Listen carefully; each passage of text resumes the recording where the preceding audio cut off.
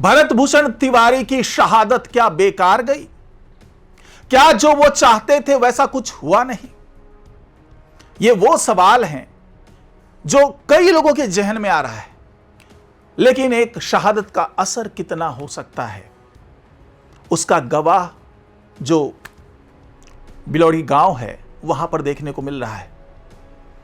वहां पर अब बदलाव हो रहा है। जिस बदलाव के लिए भरत भूषण तिवारी ने जान दे दी, अब वही बदलाव उस पूरे इलाके में दिखने लगा है। यह मामला अब राष्ट्रीय स्तर पर गूंज रहा है। एनकाउंटर से क्या हासिल हुआ, अगर कोई यह जानना चाहता है तो वो भरत भूषण तिवारी के आखिरी वीडियो को जरूर देखें, जिसमें वो साफ तौर से कह रहा था कि यहां पर बदलाव तभी होगा जब मैं अपनी जान दे दूंगा और इसकी गूंज सुनाई देगी, और वैसा ही होता नजर आ रहा है। बदलाव हो रहा है। यहां पर अब जो जवनिया गांव से जो तमाम लोग आए थे यहां विस्थापित होकर के, करीब 70 परिवार पहले आ चुका था, अब 56 और परिवारों को यहां पर विस्थापित किया जा रहा है। और उसके अलावा बहुत सी ऐसी चीजें हो रही है जिसके लिए भरत भूषण तिवारी ने आवाज उठाई थी। तो शहादत के कौन कौन से रंग अब नजर आ रहे हैं, वो सब कुछ मैं बताने वाला हूं आज की इस खास रिपोर्ट में, तो इसे आखिर तक जरूर देखिएगा। नमस्कार, मैं हूं डॉक्टर सुरजीत सिंह और आप देख रहे हैं YBN बिहार झारखंड।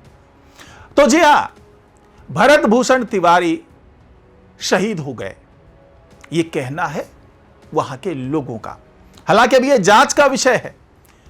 पुलिस महकमा और कई नेता लोग ये कह रहे हैं कि भाई वो अपराधी प्रवृत्ति का था, उसने गोलियां चलाई, आत्मरक्षार्थ पुलिस ने गोली चलाई और एनकाउंटर हो गया।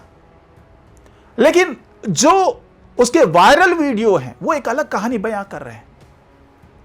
वो बता रहे हैं कि जो कुछ भी हुआ वो वैसा नहीं हुआ जैसा पुलिस बता रही है। और जो उस गांव के जहां पर विस्थापित लोगों की भीड़ जुटी हुई है, जिनके विकास के लिए, इस इलाके के विकास के लिए भरत भूषण तिवारी लड़ाई लड़ रहे थे, हर महकमे पर जा रहे थे, दर दर की ठोकरें खा रहे थे। और ऐसा नहीं है कि वो सवर्ण वर्ग के लोग हैं जो वहां पर विस्थापित होकर आए हैं, बल्कि वो पीड़ित हैं, उपेक्षित हैं, और उनकी लड़ाई ये भरत भूषण तिवारी लड़ रहे थे। और जब एनकाउंटर होता है, मौत होती है, हालांकि वजह क्या रही, क्यों एनकाउंटर करना पड़ा, ये सब कुछ जो न्यायिक जांच चल रही है, जो सम्राट चौधरी ने ऐलान किया है, उसके बाद ये सब कुछ साफ होगा। लेकिन फौरी तौर पर तो उनको शहीद का दर्जा दे दिया गया है।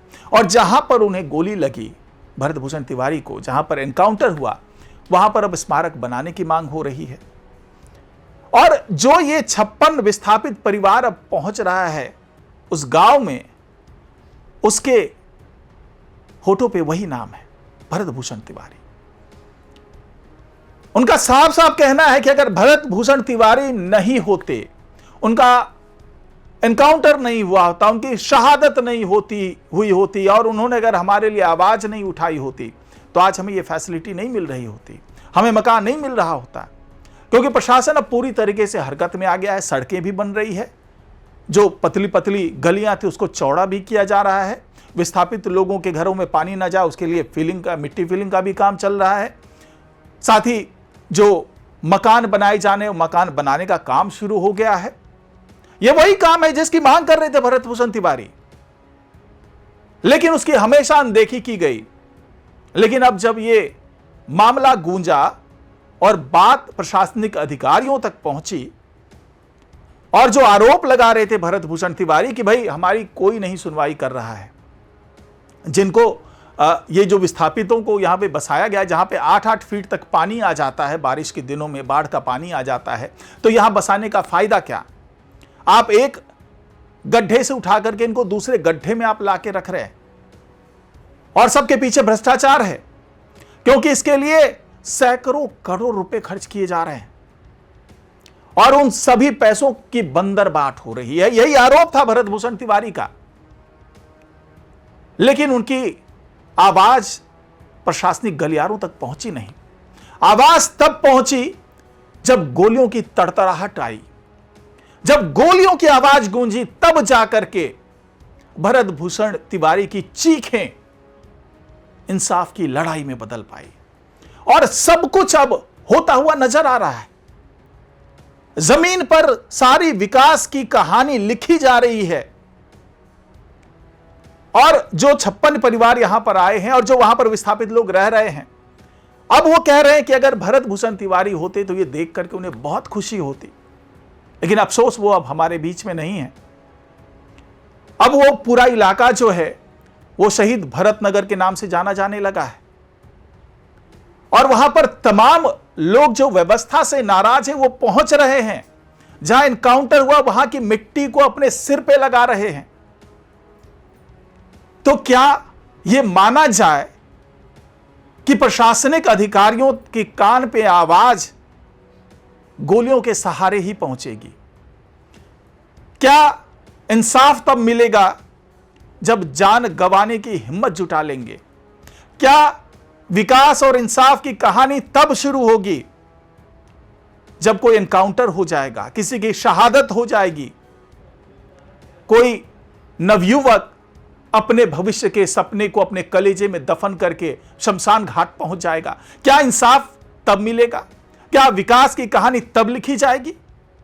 ये वैसे सवाल हैं जो आज उन लोगों के जहन में भी गूंज रहे हैं जो अब विस्थापित होकर के वहां पहुंच रहे हैं, जिनके विकास की बात हो रही है, जिनके जो लाइफ स्टाइल कह ले या जीवन शैली कह ले, उनको अपलिफ्ट करने की बात हो रही है। अब प्रशासन कह रहा है कि हाँ होना चाहिए और कोई भी गलत बात भरत भूषण तिवारी ने नहीं की थी, लेकिन उसका तरीका गलत था।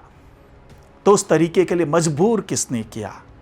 कौन वो लोग थे जिन्होंने भरत भूषण तिवारी की इंसाफ की आवाज को नहीं सुना?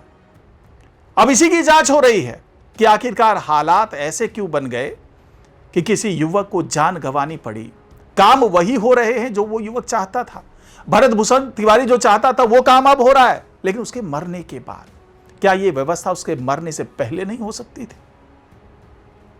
खैर, जो भी है, ये सारे सवाल जो हैं उसके जवाब आने वाले दिनों में मिलेंगे, लेकिन अब वो एक बदलाव भरत भूषण तिवारी के गांव में दिखने लगा है, जिसकी सोच, जिसका अरमान लेकर के भरत भूषण तिवारी शमशान तक पहुंच गए, चिता पर लेट गए।